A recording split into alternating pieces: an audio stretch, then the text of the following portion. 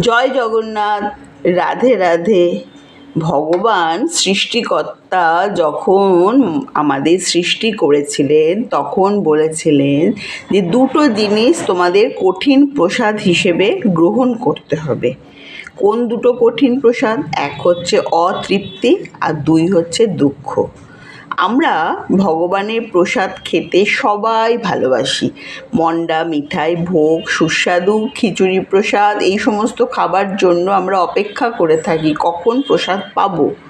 কিন্তু তার সঙ্গেও দুটো প্রসাদ আছে, সেই দুটো প্রসাদ কিন্তু খুব কঠিন।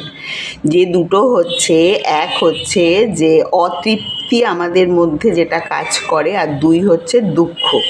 এই দুটো কিন্তু ভগবানের প্রসাদ, কিন্তু এই দুটো গ্রহণ করতে আমাদের খুব অসুবিধা হয়।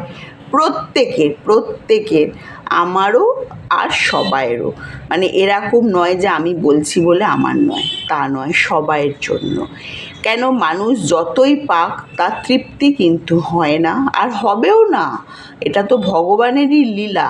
আর দুঃখ, মানুষ হাজার সুখ সম্পদ মানে অর্থ যা যা তার দরকার জীবনে চলতে গেলে সব পাওয়ার পরেও তার কোথাও একটা দুঃখ কাজ করে। এই দুটো ভগবান নিজের হাতে রেখেছে আর নিজের হাতেই বিতরণ করে।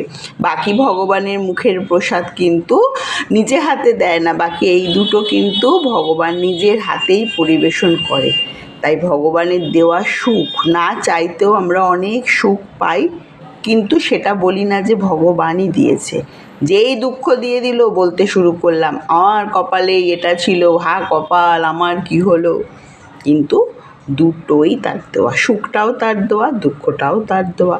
সুখটা মেনে নিলে দুঃখটাকেও মেনে নিতে হবে, তৃপ্তি থাকলে অতৃপ্তিও থাকবে। জয় জগন্নাথ। রাধে রাধে।